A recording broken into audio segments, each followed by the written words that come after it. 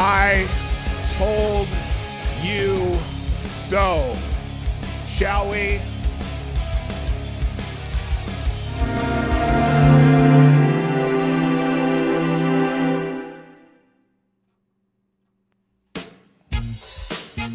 Ladies and gentlemen, coming to you live from the Lucky Dog studio in a hidden location somewhere in the upper Midwest of the United States of America, it's a brother making his own way but with all the wrong opinions.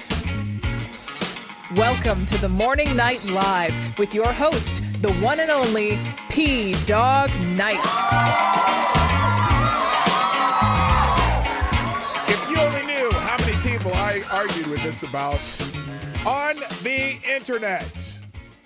Let's get this thing started. Good morning, ladies and gentlemen. Welcome to the Morning Night Live. I'm your host, Marty, also known as P-Dog Knight on the internet, and welcome back to the P-Dog Knight channel, where I told you so, motherfuckers. Colorado has been overturned 9-0 by the Supreme Court of the United States. And as I said from the very beginning of this nonsense, that this was not, first, it wasn't within Colorado's jurisdiction to do what they were doing. They were trying to adjudicate federal law in a state court, and it was not their purview. But we're going to go through the ruling. I was going to talk about all the shit in the news today, and fuck it, I'm going to talk about this topic. We're going to go through the decision. It's 20 pages. We'll skip some of it. But there's an opinion, and then there's a concurring opinion from all three liberal justices, because they decided to do it separately for some reason. But maybe they did that to emphasize to the people who have been crying and whining about this since Colorado did this. Well, the people who are excited about it, let's put it that way. The people who were just overjoyed at the Colorado ruling, overjoyed at what they did in Maine, and overjoyed what they did in Illinois last week, which was pretty funny, especially considering they knew this decision was coming, that they are going to learn from the liberal justices, too, that, hey, guess what? This was not in Colorado's jurisdiction. I haven't read it yet. I literally just popped up on my screen. I've been refreshing the Supreme Court website just to get this decision. But before we do that, of course, we're going to say hi to everybody in the chat. So let's do that. First in the chat over on Rumble, Mr. Avocados Diablo gets the bell, of course, because it's a day ending in Y. Also, good morning, Mike Savage, Blarg, and Jimmy Das Hotel. Welcome. On YouTube, first in the chat is also Avocados Diablo, of course, getting that coveted bell in the morning. Good morning, also Kara Soldier, Mike Savage, Blarg, Anand, 123. Also, good morning, Tyre Alexander, the gentleman, Lich.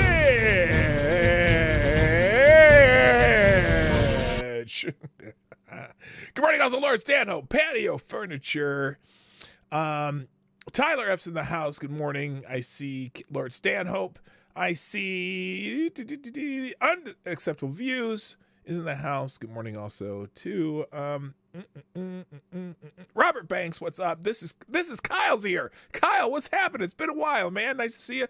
Kels in the house. Don Julio, Gulf City Biker and Trash Man.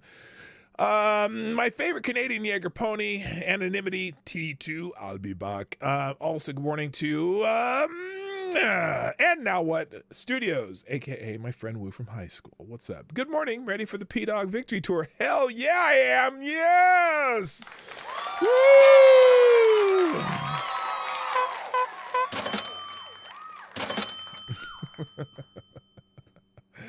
Yeah, like I said, I bet it's gonna be interesting because I've made so many arguments with people on the internet about this because I'm like, there's a little problem here.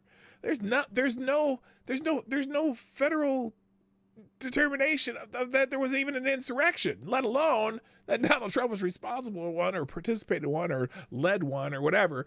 The whole, the whole definition was a problem, and also the fact that jurisdiction was a problem. Colorado cannot adjudicate federal law. You can't determine federal law in a state court. Todd Swank, good morning. Nice to see you. Also, my friend Gunfox61, the administrator of the P-Dog Night Discord server. All right, let's get into it because I want to get through some quick just trending news, things that are happening that you guys want to hear. Well, I don't know if you want to hear about it. I tell you anyway.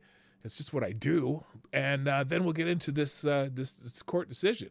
So we're going to go through these fast because of the wonderful things I does. Because I really want to just spend time on this ruling because it is important. It's important. Not impotent, but important.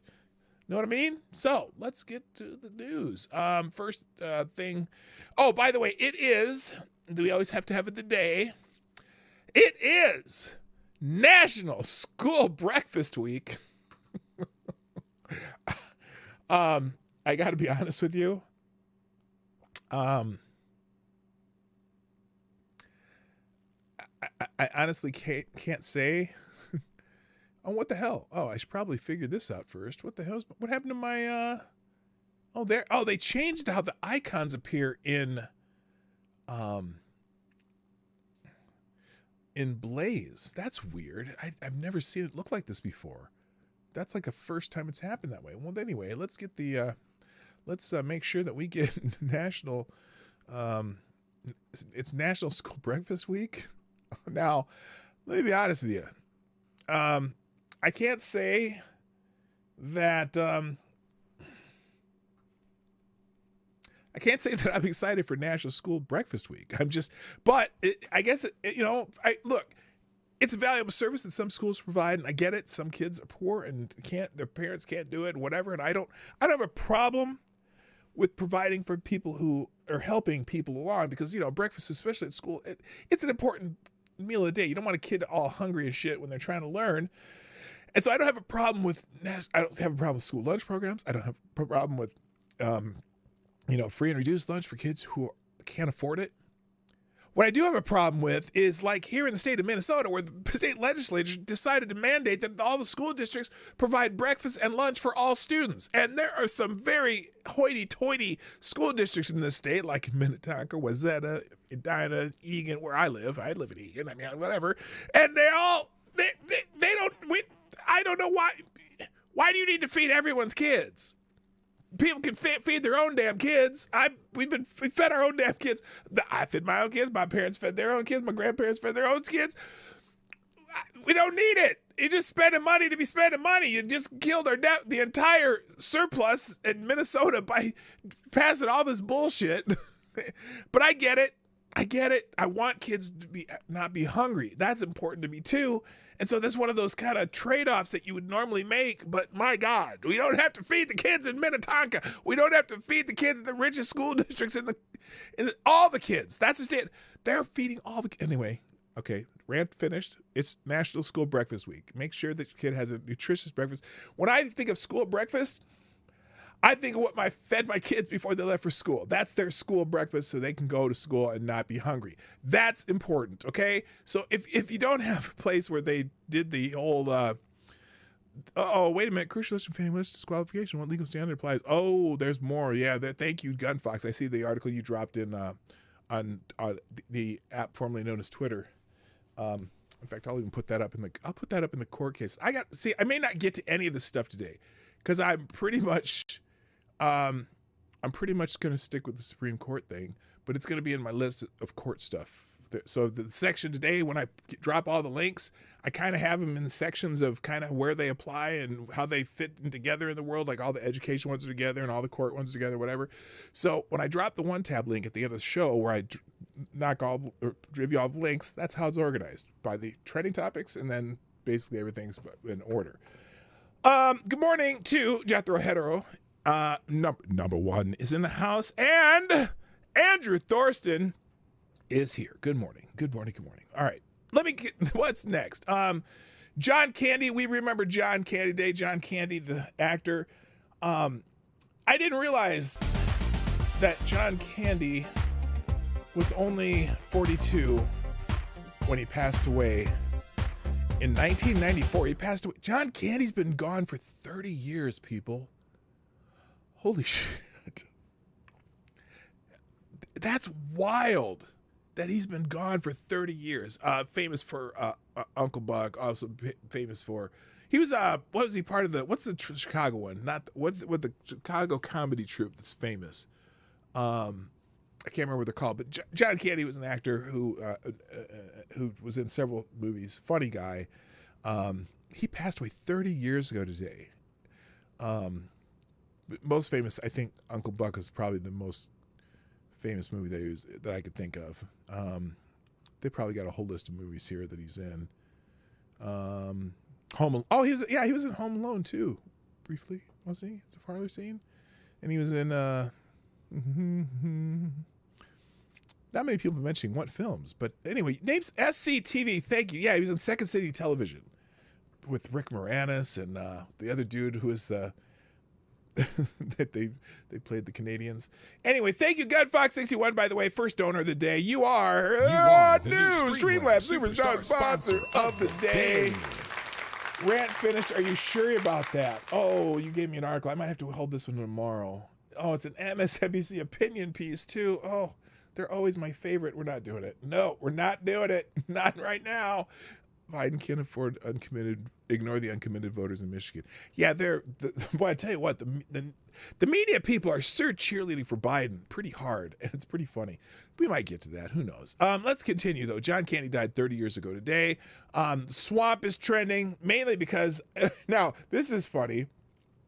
Swamp is trending because Nikki Haley won the D.C. primary. Now that's impressive. She got 19 delegates in the District of Columbia, and so Donald Trump made a joke. Yeah, she won the swamp. Now let's talk about the District of Columbia real quick. This is brief. I'll be brief. And in fact, let's see. I think it shows here. That's why. Oh, Super Tuesday's trending too. But anyway, Nikki Haley won the D.C. primary. She won. She won a primary. Oh my gosh. So the District of Columbia, there are 700,000 people officially in the District of Columbia, which is Washington, D.C., right? 700,000 people in the District of Columbia.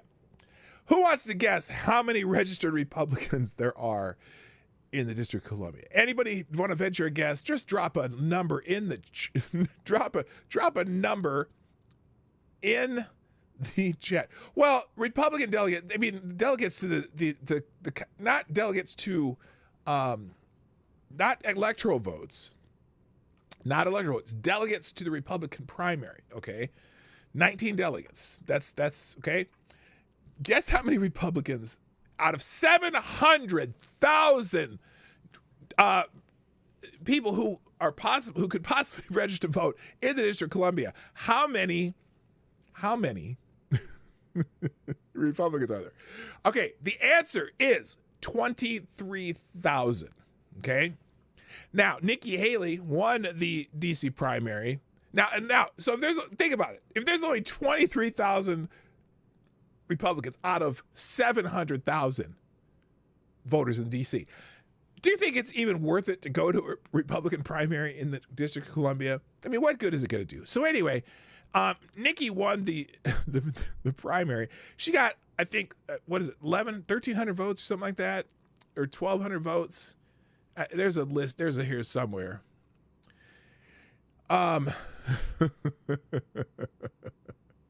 Now it's funny because she says, "Oh, Republicans closest to Washington's dysfunction know that Donald Trump has brought nothing but chaos and division for the past 8 years." I think a total of maybe 2,700 people voted. Or 20, not even that, maybe 2,500. Here it is, right here. Here it is. This is what I was looking for.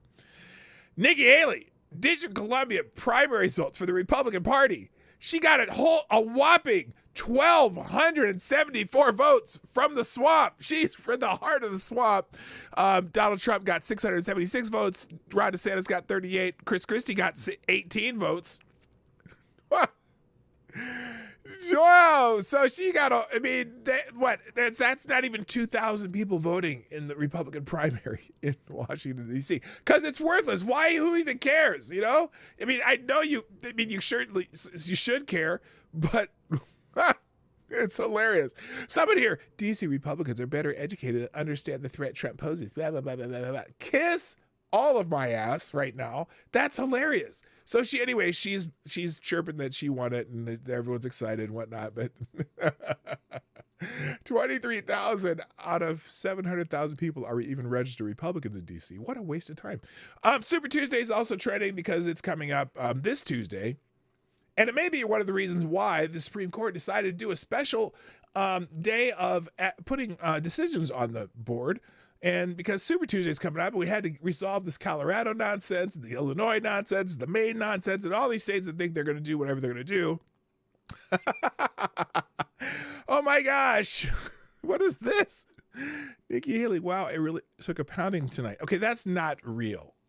That's what it's going to be like after this is a fake tweet about what she's going to tweet after Super Tuesday tomorrow. Wow, I really took a pounding tonight.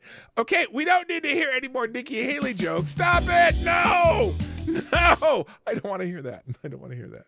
Anyway, Super Tuesday's tomorrow. I'm not going to tell you more about that. Also trending, voter ID is trending because Merrick Garland made a speech somewhere in front of some black people claiming that voter ID is racist or some shit like that. Here's Merrick Garland talking about something and how his division of the voters' rights division of the Justice Department is working in overdrive. Good morning, Man Squatch. How you doing? Nice to see you. Here's Merrick Garland talking about the greatness that he is about concerning voters' rights. Yippee, Merrick Garland. Here we go, because he thinks we're all stupid. The right to vote yes. is still under attack. Yes. And that is why the Justice Department is fighting back.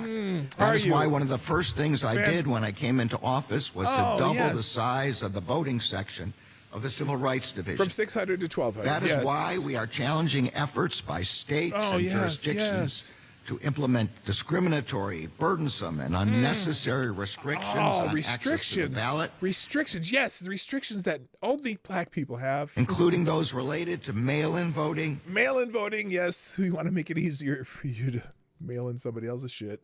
The use of drop boxes. Drop boxes, the most secure way to vote, by the way. Drop boxes just sitting out on the street. Those are the most, yes, absolutely, the most secure ever. Voter ID requirements. And that is why we are working to block the adoption of discriminatory redistricting plans that dilute the vote of black. Oh, do they dilute the votes somehow? Voters and other voters of color. And other voters of color. What are other voters of color? But anyway, you heard it there. He said about voter IDs because, for some reason he thinks black people are too stupid to get IDs, even though we all have IDs. I'm just saying, I don't know even the homeless people carry IDs because they got to have IDs and whatever in case they get arrested or some shit. But no, you got to have an ID to buy alcohol. You got to have an ID to get food stamps. You got to have an ID to go to, sometimes you have to go to the club, or if you get on a plane, or even if you sometimes you on a bus. And someone said, why is he speaking someone said he's speaking in Africa because all these people are wearing African garb. I don't know why. Maybe it's just an Africa AME or something like that. But anyway, that's the topic that Merrick Garland is talking about. And so voter ID is also trending. A.G. Garland's trending because of that. I had an article up about this, but apparently I must have closed it. Here it is. Garland pledges to, this is the Daily BS, as in both Snerdley, Rush Limbaugh's best friend, where he, and here, I'll put it center. So Attorney General Merrick Garland's assertion that the right to vote is still under attack sparked anger and warnings that Democrats are poised to cheat to win the 2024 election. Garland was in Selma, Alabama, speaking at church because, this is the time of the year that Democratic politicians flood over to the black churches, and if you see black people, or if you see someone from an administration or a Democrat in a black church, it's usually during an election year, okay?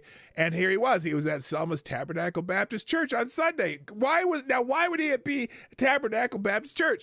Because every 4 years, Democrats go to black churches, try to shore up their base. And sometimes the base is like, why you motherfuckers only come here on election years? Anyway, so he was in Selma, Alabama, along with Vice President Kamala Harris, to mark the 59th anniversary of Bloody Sunday, when civil rights marchers were attacked in 1965. Speaking at the church service at Selma's Tabernacle Baptist Church on Sunday, Garland recounted the history of voting rights in the nation, which claimed to have never been steady for black Americans and other voters of color. That's another pandering, Lord Stanhope. Another pandering-ass phrase. Voters of color. Yes, I think everybody has a color. Beige is a color. But anyway, ask yourself why the Attorney General would fight voter ID laws meant to make sure only American citizens vote in elections unless they know they cannot win. Oh, all the problems America faces daily, and this is the priority of the Attorney General. Yeah, that is his priority. Who knows why? Because of the wonderful things he does. Anyway, moving on. I got to go faster because I'm not getting through this fast enough. I really want to go to that Supreme Court decision. Rolling Stone magazine is trending, and along with Xanax. And apparently Rolling Stone magazine always has the bombshells. Now, they don't always turn out to be true. And I can almost guess who this is written by. In fact, let me click on this. Let me see who this is written by. Is this by, oh, it's not Brian. Oh, it's Noah Shachtman. Okay. So every once in a while, Rolling Stone comes out with an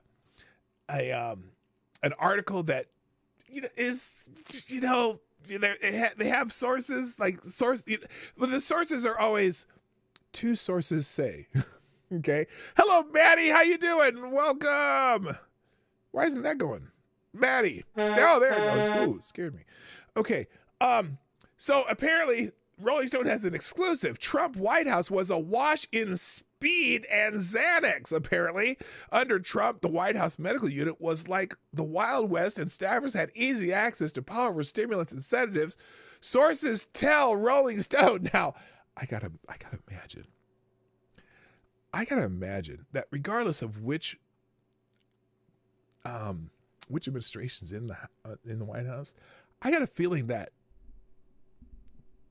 these types of drugs are probably readily available anyway, because you know how the presidents have this crazy schedule, and sometimes they got to be able to wake up and whatever. They take these long flights. They got to be awake, and they're talking in front of world leaders and stuff. So it doesn't necessarily surprise me, but the way that Rolling Stone is presenting it is that this is a huge scandal, and that the White House staffers regularly often paired Xanax with booze. Okay? Noah Shachtman, he's such a shitbag. The Trump staffers on the edge would often pair Xanax with booze, as one senior Trump administration official puts it. Oh, a senior Trump administration official talked to Noah Shachtman about this, knowing that Noah Shachtman is just an anti-Republican, anti-Trump hating shill fucking asshole. Yeah, I'm sure that they're just jumping to talk to your sorry ass. But here's what he writes. During Trump's presidency, two sources, count them, two sources, repeatedly downed Xanax with alcohol. Such a combination increases the risk of serious life-threatening side effects. Well, how come nobody overdosed then? I'm wondering. According to the National Library of Medicine. Oh, so they went to first a senior Trump official, and they went to the National Library of Medicine. They did some serious research for this little high school project. Anyway, nevertheless, senior officials would use Xanax and alcohol together to soothe themselves while enduring the high levels of stress that come with working with the highest pressure environment job in America, with the added pleasure of serving the whims of the infamously volatile, intemperate Trump. Yes, I'm pretty sure that doesn't surprise me, because there was rumors of this during the Obama administration. There's been rumors of this for a long time, that the White House people have special access to certain types of drugs. But you know what they don't have? You know what they haven't had? I don't know that anyone found a giant bag of cocaine in the White House during the Trump administration like they did under Joe Biden. So this is just funny stuff that Rolling Stone does, and they love their hit pieces that are just, what's the word? What's a good word? Suspiciously sourced, I would say. Suspiciously sourced. So anyway, that's why Rolling Stone is trending, and Xanax is trending. Also trending right now is Haiti. Now, this is a little more serious, I think. In Haiti, apparently, there have been gangs in Haiti that have teamed up, and after freeing over 4,000 prisoners, They have vowed to arrest senior police commanders and their prime minister, Ariel Henry, as soon as he lands in Haiti. Now, this is a little more serious. Haiti declares a state of emergency after a huge prison break. So there's going to be a lot of news coming out of Haiti. Here it is. Haiti's notorious gang leader, Jimmy Cherizier, a former police officer commonly referred to as Barbecue, spoke to Sky News. Cherizier, leader of the G9 family of and allies gang alliance, is appealing to other criminal groups to unite and overthrow Haiti's prime minister. Ruthless gang-controlled neighborhoods in Haiti's Port-au-Prince, creating warring criminal fiefdoms. Kenya, with its 1,000 police officers, expected to lead a UN-backed multinational mission in the gang-riven Caribbean nation. So, yeah, bad goings on in Haiti. I'm still wondering whatever happened to all that aid that the Clintons were going to send to Haiti. I guess it didn't make it yet, and they're having a little trouble there.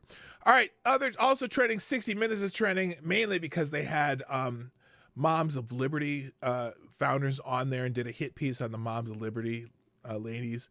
And so here it is. Odd choice of hills to die on 60 Minutes. They wrote here, what do you mean by that? Scott Pelley asked Moms of Liberty founder what about claims posted on the group's social media that students are being groomed by teachers and librarians. And apparently some people are cheering 60 Minutes and some people are making fun of 60 Minutes for their odd take on this. This seems to be supporting this kind of stuff that goes on. Here's I can't show clips from 60 Minutes. I forgot. You can't do that. They get a little feisty about that. Anyway, I'll leave the trending topics up here. But Moms for Liberty have responded to this. Moms for Liberty buries 60 Minutes with receipts after program runs a hit piece on, because they were talking about banning books. You know how the Moms for Liberty are trying to ban books, right? Now, remember, they're not asking people that they can't have books. If their parents want to go to Amazon and buy the porn for their kids, they can, but they just don't think it's appropriate in the schools. For example, they also ban websites in schools. You know, how they ban websites because they don't let kids look on Pornhub or, Giant Titty Magazine, whatever, on online. They don't let you do that on schools. They ban those websites. And so that's kind of what's going on with the banning of these books that have pornographic images of children in sex acts, a lot of them. So anyway, let's start with the bad news. The legacy media is every bit as manipulative and deceptive as, I don't need that. Let's do this. There, that's a little better. How's that? That's a little easier to see. With manipulative and deceptive, as you know they are. We are already aware of that. But Sunday night 60 Minutes segment about banning books in America put the problem in stark relief once again.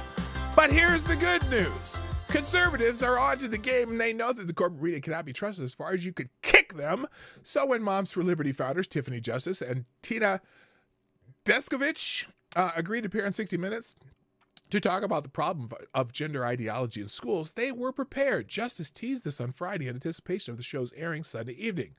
We read graphic sexual content on camera to Scott Pelley from books found in public school libraries all over the country. Do you think that 60 Minutes will air the footage? We've got the transcript and a video of the interview. Right, Tina? And he says, then he showed this clip here.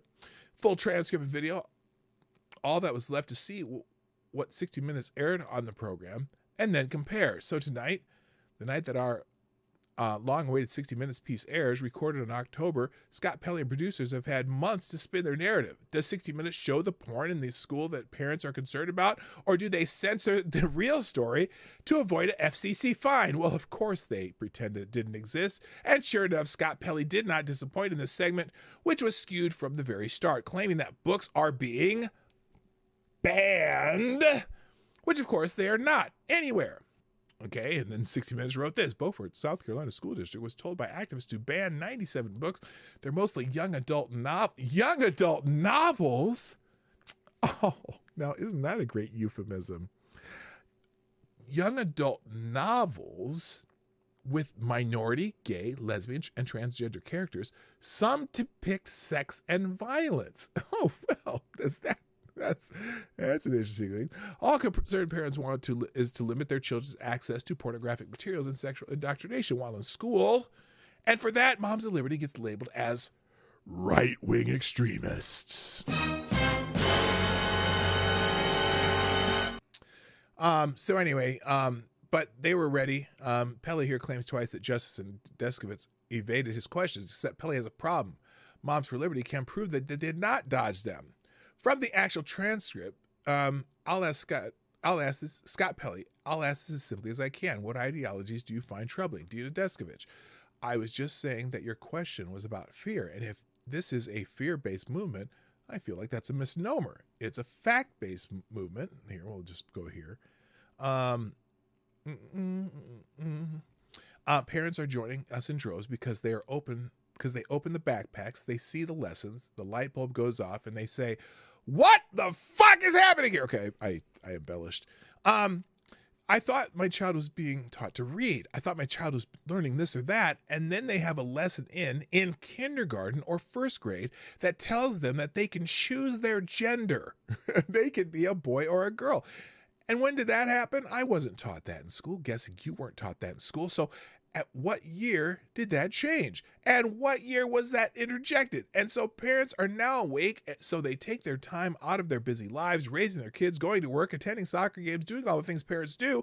They don't want to be at school board meetings. They don't want to be filing public records requests, but they're very concerned. I called it ideology. You can call it whatever you want to call it, but what got interjected and when, why would someone want to teach my 5-year-old that he could be a boy or a girl, neither or both, and they can change? That's not something I believe is true.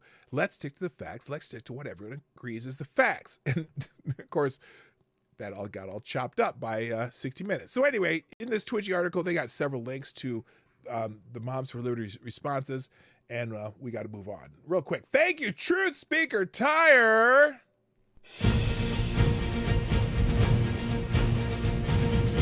Thank you for sponsoring the show, my friend. Again, dropping a small bullet in the tip jar. Tyre Alexander says, I am so tired of Hunter being blamed for Trump's crack. I know James Colley smuggled that crack into the White House, released the Colley tapes, FTG Rolling Stone. Between this and between this and Mattress Girl, Rolling Stone are the bastion of misinformation. Yes, they are. Thank you, Tyre Alexander. Is James Colley in the house?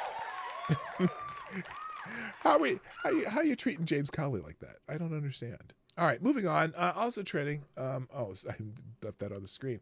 Let's see. Are we in the Supreme Court yet? Well, yes. Okay, so yesterday, and the reason I knew about this is because yesterday I saw this tweet or post on X. SCOTUS just updated its website to flag that it may announce opinions Monday at 10 a.m. Eastern Time. It's really unusual for the court to give such little notice, or outside of when things were closed for COVID, to not take the bench. And so they assumed the Colorado ruling was coming, because of course it is, because Super Tuesday is tomorrow. There's all these primaries coming up, and they needed to solve this problem. So several different things happening here. I already did Merrick Garland. But the Supreme Court is trending. Lots of people bitching about the Supreme Court. The Supreme Court this. In fact, this idiot, Glenn Kirshner, despite the Supreme Court giving Trump an assist by delaying its consideration of his absurd absolute immunity claim, his D.C. case for January 6 crimes could still go on trial before November election. Oh, this sounds like desperation. Let's listen to this guy. Let's listen. So, friends, even though the Supreme Court has put a temporary hold on Donald Trump's federal prosecution in D.C. for trying to overturn the 2020 presidential election, that case could still go to trial. Oh, please, we want the case to go to trial before November because we're desperate. Before the November election. Okay. The way it will play out is the Supreme Court resolves the case sometime in April. Wait. Why did he leave everybody off there? The other two justices. He's got all the conservative justices because he doesn't like them. But he also has Ketanji Brown Jackson. And I thought he liked Ketanji Brown Jackson. Anyway, they're so desperate to use lawfare to remove Donald Trump from the race or whatever. And even the J6 case would not remove him from the race. That's just it. It's because the J6 has nothing to do with insurrection. So anyway, as you know, as I already mentioned, the Supreme Court has dropped the ruling on Colorado, which is also basically a ruling on Maine and Illinois and all these other states that are trying to remove Trump from the ballot. Okay? And we do have a ruling today. By the way, thank you, Gunfox. You got another one here. Oh, I see. I'm trying to figure out what my notifications are. He needs to stop tweeting for a while. Who, me? Wait, me who? Oh, he's talking about Elijah. Elijah, okay, so y'all know who Elijah Schaefer is. Used to be the Blaze, kind of funny guy, a little bit effeminate, but he's, I don't know, he's an effeminate heterosexual dude that posts on the internet and on the Blaze, whatever.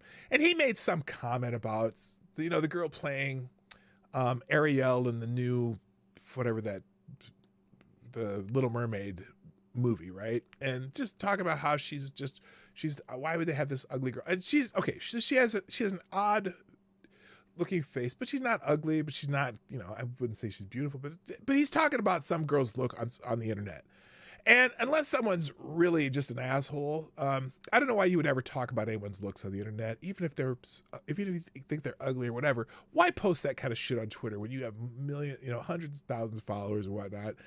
And so some people came back at him about how his mom is, look at what your mom looks like. And his mom had some kind of facial cancer, had many things done to her face, whatever. And she's passed away several years ago. And so he's going back and forth with these people. It's like, well, look, why even talk about people's looks on the internet? It's not even worth it, unless it's some troglodyte, weirdo that's saying shit on the internet and you're like, ew. Anyway, it's just, that's why he's trending, and I didn't even put him on the trending list. Let's go back to the Supreme Court, because that's much more important. I was just in my notifications, I noticed that. So anyway, we do have a Supreme Court ruling, and there's several things. It was trending this morning. I'm sure it's trending right now. I haven't even looked back to see if it's trending, but I'm sure it's trending right now. They have come to a decision on Colorado, and so many different outlets were anticipating this. Just in, Supreme Court sets unusual opinion release for Monday morning. Signals ruling on Trump ballot eligibility is looming, which it absolutely was. Daily Wire. Supreme Court signals possible Trump ballot ruling ahead of Colorado primary. This Twitter guy here, Neil Katyal. Today, the trial of defendant Trump for January 6th was supposed to begin in Washington, D.C. Instead, we are widely expected to get a decision from the Supreme Court permitting Trump to remain on the ballot despite being an adjudicated insurrectionist. Oh, no, he hasn't been an adjudicated insurrectionist, Neil. He hasn't. It's a federal charge. No federal court nor Congress has been said that Donald Trump's an insurrectionist. Oh, some judge had the opinion that was a finding of fact, but hey, you're dumb. The judge is a dumbass. Anyway, so, and then more people were talking about, so let's go to the ruling, because here it is, Supreme Court, they put the opinion out, it's right here, Trump versus Anderson, and we're going to go through as much as we can. Right now, I'm not talking about anything else on my list. So if you want to see what else was on my list of things to talk about today, it has been blown out of the water unless I get through this really fast. And I probably won't go through the whole thing. All I wanted you to know that it is a 9-0 decision. It's a 6-0 decision plus a 3-0 concurring decision. So here we go. Pure curiam. A group of Colorado voters contends that Section 3 of the 14th Amendment of the Constitution prohibits former President Donald Trump, who seeks the presidential nomination of the Republican Party in this year's election, from becoming president again. The Colorado Supreme Court agreed with that contention. Well, not a 4-3 decision. It ordered the Colorado Secretary of State to exclude the former president from the Republican primary ballot in a state and had to disregard write-in votes that Colorado voters might cast for him. Former President Trump challenges that decision on several grounds because the Constitution makes Congress, rather than the states, responsible for enforcing Section 3 against federal office holders and candidates. We reverse. Okay, now, I said all along, this was a jurisdiction issue. And that sentence right there, because the Constitution makes Congress, rather than the states, responsible for enforcing Section 3 against federal office holders and candidates. We reverse. It is not within the state's jurisdiction. Okay.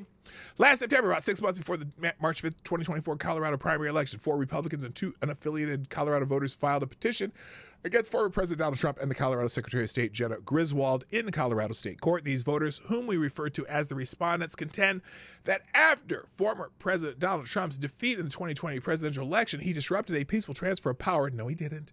By intentionally organizing and inciting the crowd that breached the Capitol as Congress meant to certify the election results on January 6, 2021. One consequence of those actions, the respondents maintain, is that former President Donald Trump is constitutionally ineligible to serve as president again. Their theory turns on Section 3 of the 14th Amendment. Section 3 provides no person shall be a senator or representative or in Congress or an elector of the president or vice president, or may hold any office, civil or military, under the United States or under any state, who have previously taken an oath of a member of Congress, or as an officer of the United States, or as a member of the state, any state legislature, or as an executive or judicial officer of any state, to support the Constitution of the United States, shall have engaged in insurrection or rebellion against the same, or given aid and comfort to those to the enemies thereof. But Congress may, by a vote of 2/3 of each house, remove this disability. Okay, so they used the one section, the single section of the 14th Amendment, not applying any of the rest of the 14th Amendment when they came to this decision. According to the respondents, Section 3 applies to the former president because after taking the presidential oath in 2017, he intentionally incited the breaching of the Capitol on January 6th in order to retain power. No, he did not. No one's even saying he did that. Well, except for Democrats. They claim that he is therefore not a qualified candidate, and that as a result, Colorado Secretary of State may not place him on the primary ballots. And then they have the statute, whatever they did there. After a 5-day trial, the state district court found that the former president had engaged in insurrection within the meaning of Section 3, but nonetheless denied the respondent's petition. The court held that the Section 3 did not apply because the presidency, which Section 3 does not mention by name, is not an office under the United States. And the president is not an officer of the United States within its meaning of that provision.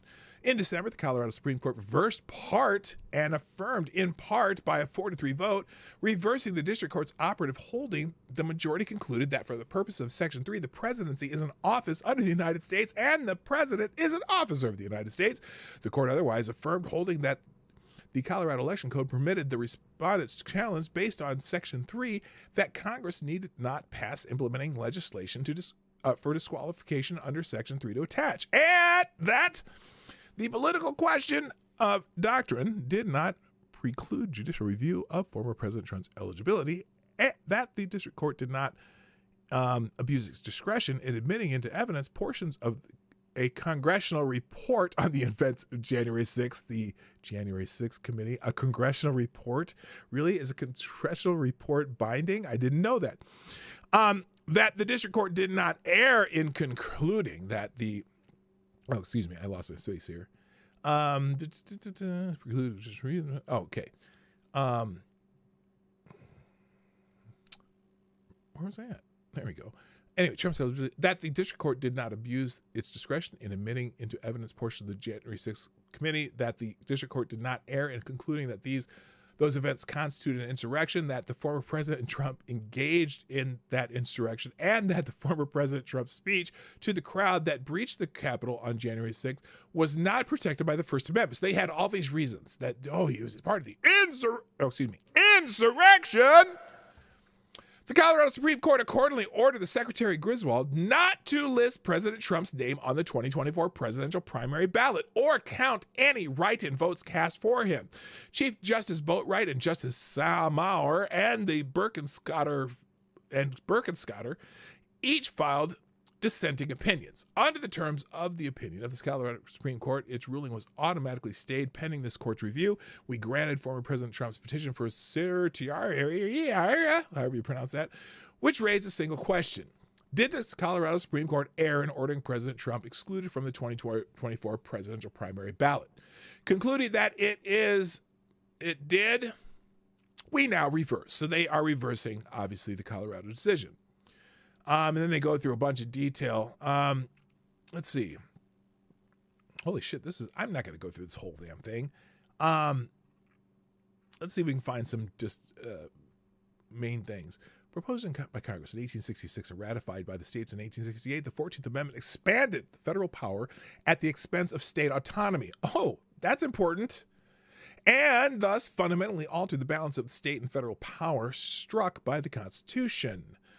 Section 1 of the amendment, for instance, bars the states from depriving any person life, liberty, or property without due process of law, or denying to any person the equal protection of the laws. Section 5, very important. For some reason, they chose not to read Section 5. Section 5 confers on Congress the power to enforce these prohibitions, along with the other prohibitions or provisions of the amendment, quote, by appropriate legislation, end quote. Section 3 of the amendment likewise restricts state autonomy, but through different reasons. It was designed to help ensure an enduring union by preventing former Confederates from returning to power in the aftermath of the Civil War. Statements. I'm sorry, just skipping some of this. Made up entirely of disloyal. Oh, because of specific people who were fighting against the. They list a bunch of different people that were excluded from running for office again. Section 3 works by imposing on certain individuals a preventative and severe penalty, disqualification from holding a wide array of offices, rather than by granting rights to all. It is therefore necessary, as Chief Justice Chase concluded, and the Colorado Supreme Court itself recognized, to ascertain what particular individuals are embraced by the provision. Now, this is why this is important, is because a disqualification removes a right. It doesn't. What they're saying is it removes a right. It doesn't give a right. So there has to be special consideration on how this is done, and that's in Section 5. Obviously, it says Congress does the enforcing. Chase went on to explain that to accomplish this ascertainment and ensure effective results, proceedings, evidence, decisions, and enforcements of decisions, more or less formal, are indispensable. For its part, the Colorado Supreme Court also concluded that there must be some kind of determination that Section 3 applies to a particular person before the disqualification holds meaning. The Constitution empowers Congress to prescribe how those determinations should be made. The relevant provisions of Section 5, which enables Congress, subject, of course, to judicial review, to pass appropriate legislation to enforce the 14th Amendment. Or, as Senator Howard put it at the time the amendment was framed, Section 5 casts upon Congress the responsibility of seeing to it for the future that all the sections of the amendment are carried out in good faith. Not just Section 3. They're all as one. Good morning, Nano. And Mansquatch. Congress Section 5 power is critical when it comes to Section 3. Indeed, during a debate on enforcement legislation less than a year after ratification, Senator Trumbull noted that notwithstanding Section 3, hundreds of men were holding office in violation of its terms. Congressman Globe, here we go. The Constitution, Trumbull noted, provided no means for enforcing the disqualification, necessitating a bill to give effect to the fundamental law embraced in the Constitution. The enforcement mechanism Trumbull championed was later enacted as part of the Enforcement Act of 1870, pursuant to the power conferred by the 14th Amendment. Okay, so that's when they put in, 2383, I think? This case raises the question whether the states, in addition to Congress, may also enforce Section 3. We conclude that states may disqualify persons holding or attempting to hold state office, but states have no power under the Constitution to enforce Section 3 with respect to federal offices, especially the presidency. Again, the word jurisdiction comes to mind. In our federal system, the national government possesses only limited powers. The states and the people retain the remainder. Among the retained powers is the power of the state to order the processes of its own government. In particular, the states may enjoy sovereign power to prescribe the qualifications for their own officers and the manner of their election, free from external interference, except for so far as plainly provided by the Constitution of the United States.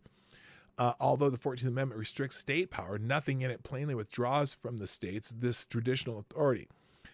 And after ratification of the 14th Amendment, states used this authority to disqualify state officers in accordance with state statutes. Such power over governance, however, does not extend to federal office holders. Again, I'm going to say it again. What's the word of the day? The word of the day is jurisdiction. Because federal officers owe their existence and functions to the united voice of the whole, not a portion of the people, the powers over their election and qualifications must be specifically delegated to, rather than reserved by the states. Let's see. But nothing in the Constitution delegates to the states any power to enforce Section 3 against federal office holders and candidates. As an initial matter, not even the respondents contend that the Constitution authorizes states to somehow remove sitting federal office holders who may be violating Section 3. Oh, that's important. Hello, Bookworm. How you doing? That's important. Again, I'm going to read that again.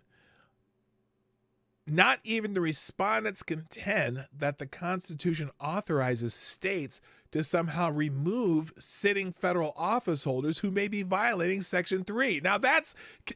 So in other words, this, like if someone's sitting in office and one state says, well, that person is part of an insurrection, that state can't remove them from office, so why would they be able to disqualify them from office? It doesn't even make sense. Let's see.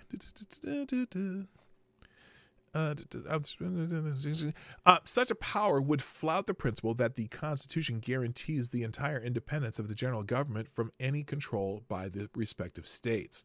Indeed, consistent with that principle, states lack even the lesser powers to issue writs of mandamus against federal officials or grant habeas corpus relief to persons in federal custody. Again, jurisdiction. The respondents nonetheless maintain that states may enforce Section 3 against candidates for federal office, but the text of the 14th Amendment on its face does not affirmatively delegate such a power to the states. That's term, again, jurisdiction. The terms of the amendment speak only to enforcement by Congress, which enjoys the power to enforce the amendment through legislation pursuant to Section 5. This can hardly come as a surprise, given that the substantive provisions of the amendment embody significant limitations on state authority. Of course they would. It was right after the Civil War. We're not going to give the states more power to control the federal government. Anyway, under the amendment, states cannot abridge privileges and immunities, deprive persons of life, liberty, or property without due process. I've said this so many times. Deny equal protection or deny male inhabitants the right to vote without thereby suffering reduced representation in the House. On the other hand, the 14th Amendment grants new power to Congress to enforce the provisions of the amendment against the states. It would be incongruous, I can't say the word, to read this particular amendment as granting the states the power, silently no less, to disqualify a candidate for federal office. The only other plausible constitutional sources of such delegation are the elections and electors clauses, which authorize states to conduct and regulate congressional and presidential elections, respectively, but there is little reason to think that these clauses implicitly authorize the states to enforce Section 3 against federal office holders and candidates. Granting the states that authority would invert the 14th Amendment, rebalancing the federal and state power. The text of Section 3 reinforces these conclusions. Its final sentence empowers Congress to remove any Section 3 disability by 2/3 of a vote of each House. The text imposes no limits on that power, and Congress may exercise it at any time, as respondents concede. In fact, historically, Congress sometimes exercised this amnesty power post-election to ensure that some of the people's chosen candidates could take office. But if states were free to enforce Section 3 by barring candidates from running in the first place, Congress would be forced to exercise its disability removal power before voting begins if it wished for its decision to have any real effect on the current election cycle. So remember when they were talking about this in the justices were questioning this, I think it was Justice Alito who was saying this. Look, if Congress has the power to remove the disability of a person who's elected to office, but the state doesn't even allow them to run for office, then you're overriding Congress's power to remove the disability. So you can't. It's not in the right order. So that's what they're saying here. Let's see. But it is implausible to suppose that the Constitution affirmatively delegated to the states this authority to impose such a burden on congressional power with respect to candidates for federal office. States have no power to return, blah, blah, blah, blah. Nor have the respondents identified any tradition of a state enforcement of Section 3 against federal office holders or candidates in the years following ratification of the 14th Amendment. Such a lack of historical precedent is generally a telling indication of a severe constitutional problem with asserted power. United States versus Texas, blah, blah, blah. And it is especially telling a sign here because, as noted, states did not disqualify persons from holding state offices following the ratification of the 14th Amendment. That pattern of disqualification with respect to state but not federal offices provides persuasive evidence of a general understanding that the states lacked enforcement power with respect to the latter. I've gone through 10 pages. I might be able to get through this. Let's try it. I'm not doing anything else but this today. Instead, it is Congress that has long given effect to Section 3 with respect to would-be or existing federal office holders. Shortly after the ratification of the amendment, Congress enacted the enforcement of the Act of 1870. That act authorized federal district attorney to bring civil actions in federal court to remove anyone holding non-legislative office, federal or state, in violation of Section 3, and made holding or attempting to hold office in violation of Section 3 a federal crime jurisdiction. In the years following ratification, the House and the Senate exercised their unique powers under Article 1 to adjudicate challenges contending that certain prospective or sitting members could not take or retain their seats due to Section 3. In the Confiscation Act of 1862, which predated Section 3, effectively provided an additional procedure for enforcing disqualification. That law made engaging in an insurrection or rebellion, among other acts, a federal crime punishable by disqualification. Again, it's that federal crime, federal jurisdiction! A successor to those provisions remains on the books today. Moreover, permitting state enforcement of Section 3 against federal office holders and candidates would raise serious questions about the scope of that power. Section 5 limits congressional legislation enforcing Section 3 because Section 5 is strictly remedial. To comply with that limitation, Congress must tailor its legislative scheme to remedying or preventing of specific conduct the relevant provisions prohibits. Section 3, unlike other provisions of the 14th Amendment, prescribes conduct of individuals. It bars persons from holding office after taking a qualifying oath and then engaging in insurrection or rebellion, nothing more. Any congressional legislation enforcing Section 3 must, like the Enforcement Act of 1870 and 2383, which is the one I kept talking about, reflect congruence and proportionality between preventing or remedying that conduct and the means adopted to that end. Meaning it has to fit in with Section 3. The law that they made in Section 5 has to be congruent with Section 3. Real quick, thank you, Cryptic, sponsoring the show. Appreciate it. For the big bullet, Cryptic says, my nipples have never been harder for the Supreme Court. Spanking Colorado. I mean, good. Yes, thank you, Cryptic. And thank you for sharing the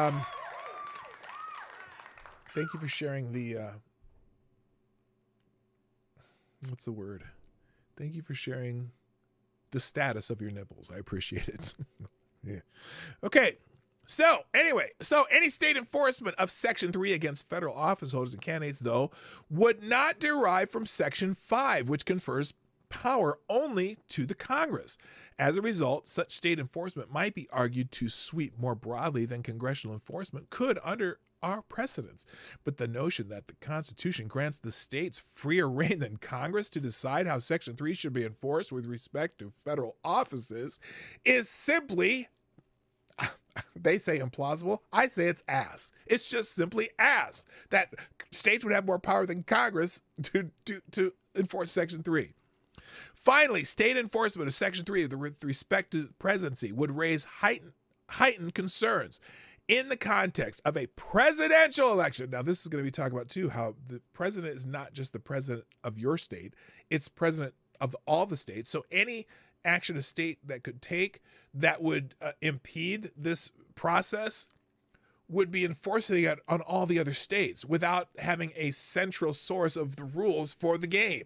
So the federal government is the source of the rules for the game, especially for the president of the United States, which is voted on by all the states. He's not the president of the people. He's the president of the states. So there must be only one ruling body that covers this. Now, let me see how this reads and see if I'm right. Finally, state enforcement of Section 3 with respect to the presidency would raise heightened concerns in the context of a presidential election. State-imposed restrictions implicate a uniquely important national interest. But state-by-state resolution of the question whether Section 3 bars a particular candidate for president from serving would be quite unlikely to yield a uniform answer consistent with the basic principle that the president represents all the voters of the nation. Conflicting state outcomes concerning the same candidate could result not just from differing views on the merits, but from variations in state laws governing the proceedings that are necessary to make Section 3 disqualification determinations. Some states might allow a Section 3 challenge to succeed based on a preponderance of the evidence, while others might require a heightened showing. Certain evidence, like the congressional report, the January 6th report, bitches, on which the lower courts relied here might be admissible in some states, but inadmissible hearsay in others. Disqualification might be possible only through criminal prosecution as opposed to expedited civil proceedings in particular states. Indeed, some states, unlike Colorado or Maine, where the Secretary of State recently issued an order excluding former President Trump from the primary ballot, procedures for excluding an ineligible candidate from a ballot may not exist at all. So yeah, all the states could have different rules. That's why you need a single central rulemaking authority, aka the federal or the Constitution. The results could well be that a single candidate would be declared ineligible in some states, but not others, based on the same conduct and perhaps even the same factual record. The patchwork that would likely result from state enforcement would sever the direct link that the framers found so critical between the national government and the people of the United States as a whole. But in the presidential election, the impact of the votes cast in each state is affected by the votes cast, or in this case, the votes not allowed to be cast for the various candidates in other states. An evolving electoral map could dramatically change the behavior of voters, parties, and states across the country in different ways and at different times. The disruption would be all the more acute and could nullify the votes of millions and change the election results. If Section 3 enforcement were attempted after the nation has voted, nothing in the Constitution requires that we endure such chaos arriving at any time or at different times up to and perhaps beyond the inauguration, saying that, oh, well, some states could make this determination after the election because they didn't like the results. So, for the reasons given, responsibility for enforcing Section 3 against federal office holders and candidates rests with the Congress, not the states. The judgment of the Colorado Supreme Court, therefore, cannot stand. All 9 members of the court agree with that result. Our colleagues writing separately further agree with many of the reasons this opinion provides for reaching it. See post part 1, joint opinion of Sotomayor, Kagan, and Jackson. Also, post opinion of Barrett. So they all wrote concurring opinions. So far as we can tell, they object only to our taking into account the distinctive ways Section 3 works and the fact that Section 5 vests in Congress the power to enforce this. These are not the only reasons the states lack power to enforce this particular constitutional provision with respect to federal offices, but they are important ones, and it is a combination of all reasons set forth in this opinion, not as some of our colleagues would have it, just a particular rationale that resolves this case. In our view, each of these reasons is necessary to provide a complete explanation for the judgment the court unanimously reaches. The judgment of the Colorado Supreme Court is reversed. The mandate shall issue forthwith. It is so ordered.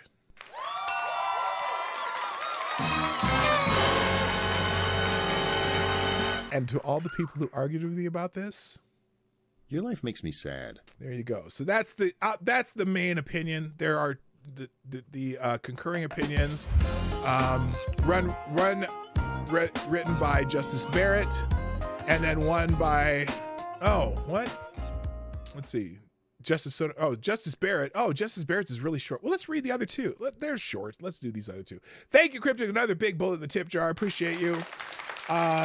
And guess what? Cryptic, you are the new Streamlabs Superstar sponsor of the day. Yes. Thank you, Cryptic. Another big bullet in the tip jar says if you didn't mind the status of my nipples, you would hate to know the status of my toes. Cryptic, by any chance,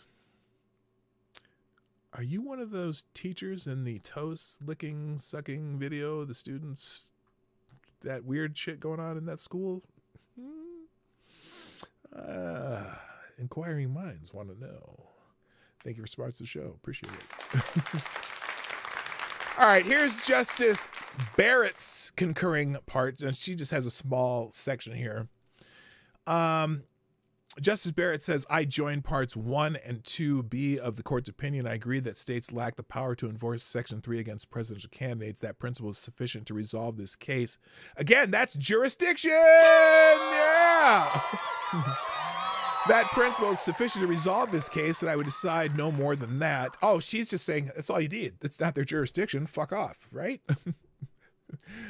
Maybe I'm not committing to anything. I think you might be one of those teachers. I'm just thinking, okay? This suit brought by Colorado voters under state law in state court, it does not require us to address the complicated question whether federal legislation is the exclusive vehicle through which Section 3 can be enforced. So she says they talk too damn much. Y'all talk too damn much. It's not within their jurisdiction. The majority's choice of a different path leaves the remaining justices with a choice of how to respond. In my judgment, this is not the time to amplify disagreement with stridency. The court has settled a politically charged issue in the volatile season of a presidential election. Particularly in this circumstance, writings on the court should turn the national temperature down, not up. For present purposes, our differences are far less important than our unanimity. All 9 justices agree on the outcome of this case. That is the message Americans should take home. Well, thank you, Justice Barrett. Amy Coney Barrett. Hey, we agree that this is not within the state's jurisdiction.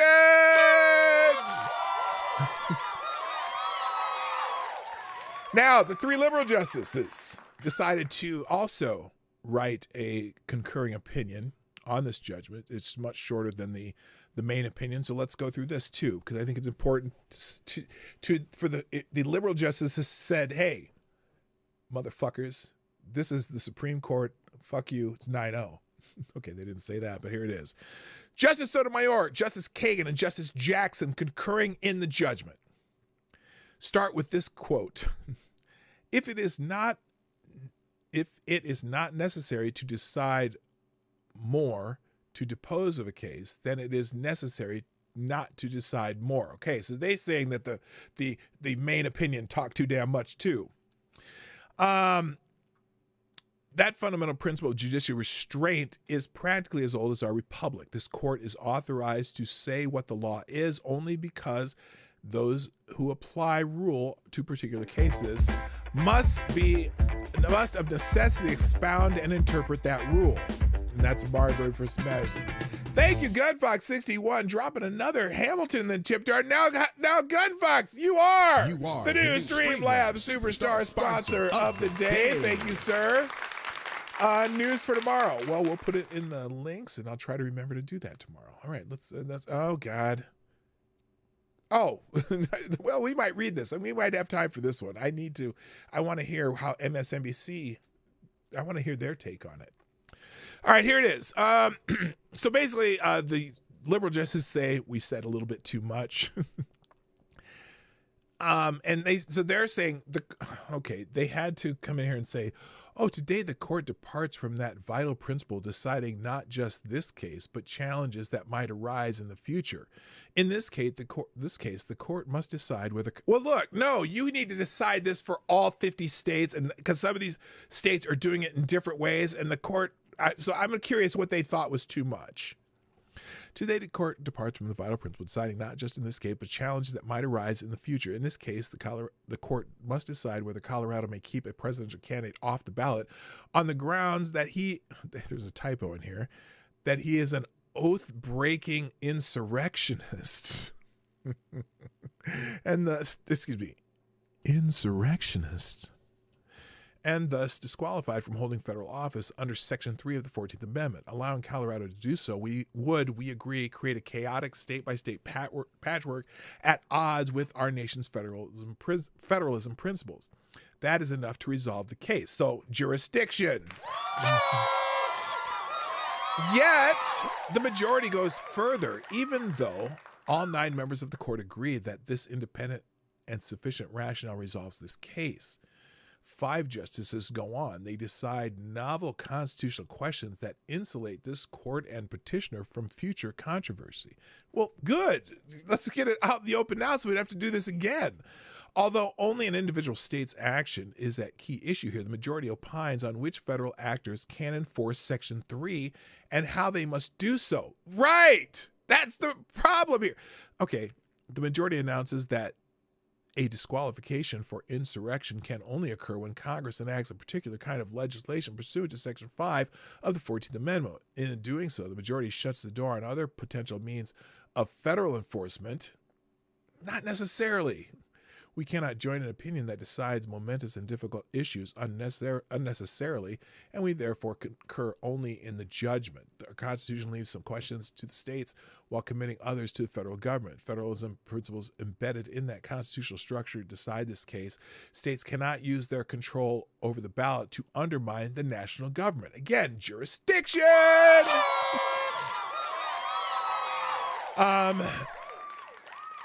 The danger is ever greater in the context of a presidential election. States' restrictions in that context implicate a uniquely important national interest extending beyond the state's own borders. No doubt, states have significant authority over presidential electors and, in turn, president elections. That power, however, is limited by other constitutional constraints, including federalism principles. The majority rests on such principles when it explains why Colorado cannot take petitioner off the ballot. State-by-state resolution of the question whether Section 3 bars a particular candidate for president from serving, the majority explains, would be quite unlikely to yield a uniform answer consistent with the basic principles that the president represents all the voters in the nation. That is especially so, the majority adds, because different states can reach conflicting outcomes concerning the same candidate, not just from differing views of the merits, but from variations in state laws governing the proceedings to enforce Section 3. That contrary conclusion that a handful of officials in a few states could decide the nation's next president would be especially surprising with respect to Section 3. The Reconstruction Amendments were specifically designed as an expansion of federal power and an intrusion on the state's sovereignty. Section 3 marked the first time the Constitution placed substantial limits on a state's authority to choose its own officials. Given that context, it would defy logic for Section 3 to give states new powers to determine who may hold the presidency. Again, that's jurisdiction.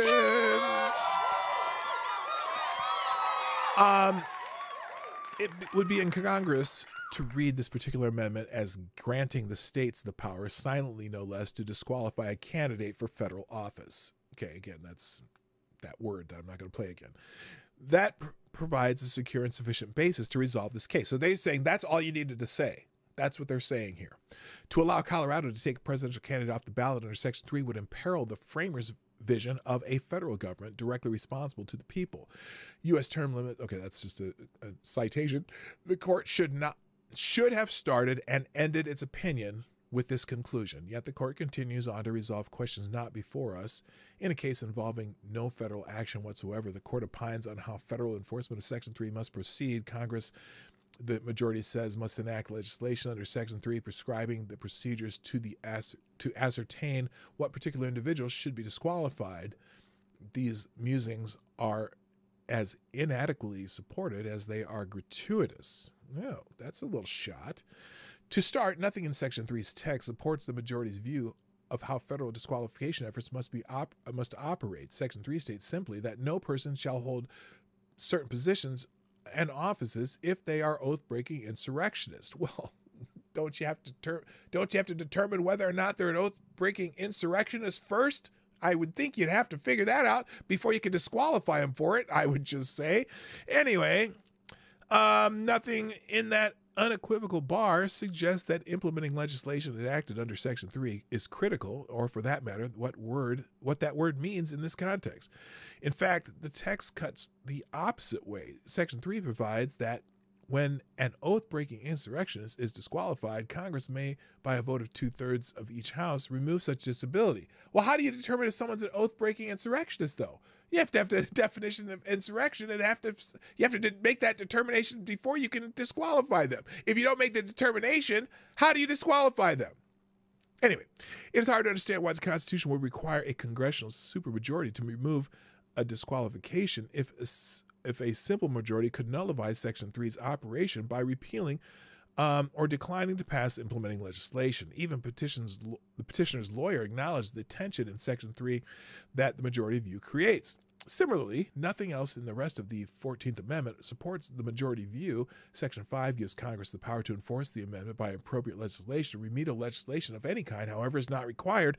All of the Reconstruction amendments, including due process and equal protection guarantees and prohibition of slavery, are self-executing. Yes, because those are rights are self-executing, but disqualification of rights, probably not self-executing. Meaning that they do not depend on legislation. Right, but there's a difference between having rights, okay, and removing rights. And all removing rights require due process. So you got to figure out what the due process is. And that's this is I know what they're trying to do. They're trying to throw the people who say self-executing a bone. That's all they're doing here. That's bullshit. Meaning that they do not depend on legislation. Right, because Reconstruction amendments, due process, okay, that's a right. And the prohibition of slavery, meaning that that's a right. You know, you have a right to be free. Okay, those are rights. But what if there was something like you wanted to be able to make someone a slave? Then you're taking away rights. To take away rights, you have to have due process. And that's section 1, the first section of the 14th Amendment, that about due process. Okay, so that's about taking away of rights. Holy shit. Similarly, other constitutional roles of disqualification, like the 2 term limits on the presidency, they do not require implementing legislation. Again, those are oh my God. Because those are explicit things in the Constitution. Oh my God. Anyway, nor does the majority suggest otherwise. It simply creates a special rule for the insurrection disability in Section 3. The majority is left with the next to no support for its requirement that Section 3 disqualification can only occur pursuant to legislation enacted for that purpose. It cites a Griffin case, but that is a not precedential, as in not presidential, but precedent. Lower court opinion by a single justice in his capacity as a circuit judge. Once again, even petition's lawyer distanced himself from fully embracing this case as probative of Section 3's meaning. The majority also cites Senator Trumbull's statements that Section 3 provide no means of enforcement itself. The majority, however, neglects to mention the senator's view that it is the 14th Amendment that prevents a person from holding office, with the proposed legislation simply affording a more efficient and speedy remedy for effecting the disqualification. Ultimately, under the guise of providing a more complete examination for the judgment, the majority resolves many unsettled questions about Section 3. It forecloses judicial enforcement of that provision. No, it doesn't. Not federal judicial enforcement. It does not. Because, again, they wrote the 14th Amendment, they wrote Section 2383 with this in mind, and it matches the 14th Amendment. So that would be the judicial enforcement of the 14th Amendment. But federally, meaning jurisdiction. It might occur when a party is prosecuted by an insurrectionist and raises a defense on that score. The majority further holds that any legislation to enforce this provision must prescribe certain procedures tailored to Section 3, ruling out enforcement under general federal statutes requiring the government to comply with the law. By resolving these and other questions, the majority attempts to insulate all alleged insurrections from future challenges to their holding federal offices. No, they should. Oh my God. You know that every fucking lefty is going to be quoting that sentence. Oh my God. What it does today, the court should have left undone. Let's see. The court today needed to resolve only a single question, whether an individual state may keep a presidential candidate found to have engaged in insurrection off its ballot. Well, first of all, and they keep saying found to have engaged in insurrection. Well, nobody has found this particular candidate to have engaged in insurrection in any federal way. It's not their jurisdiction.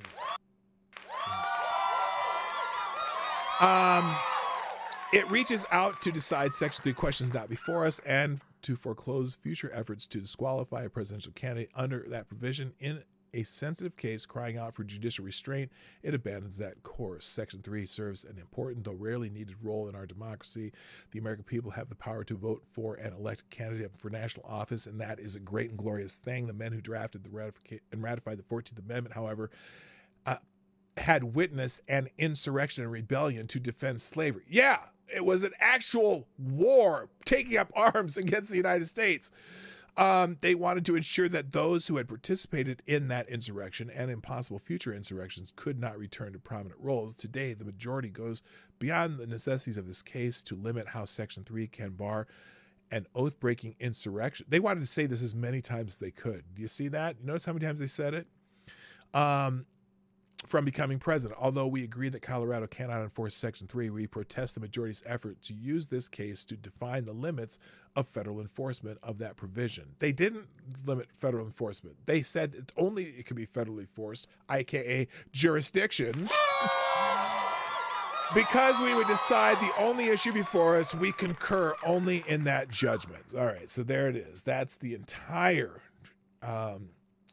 text of the concurring 9-0 decision of the Supreme Court to overturn the Colorado case. I have multiple articles about different things that I'm not going to get to today, so you're just going to have to go to check them out because I'm going to put them in the chat during the outro. I hope you enjoyed the show. That's it. All those fuckers who argued with me on the internet about the jurisdiction part, you can kiss all of my ass and then some. So there you go. Taint and all. So anyway, ladies and gentlemen, thank you for joining me on the Morning Night Live. That was a visual you probably didn't need. Have a lovely day, and I'll be back tomorrow at my normal time, 10 o'clock Eastern, 9 o'clock Central.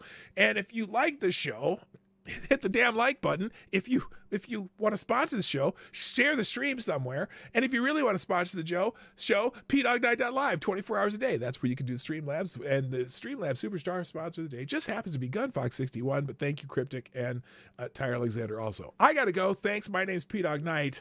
And I'm out of here, baby. Links in the chat. Hey, this is PDogKnight, and thank you for watching today on the PDogKnight channel. If you have an observation or remark you'd like to make about this video or my channel, I absolutely welcome you to write it in the comment section down below. I really look forward to hearing from you.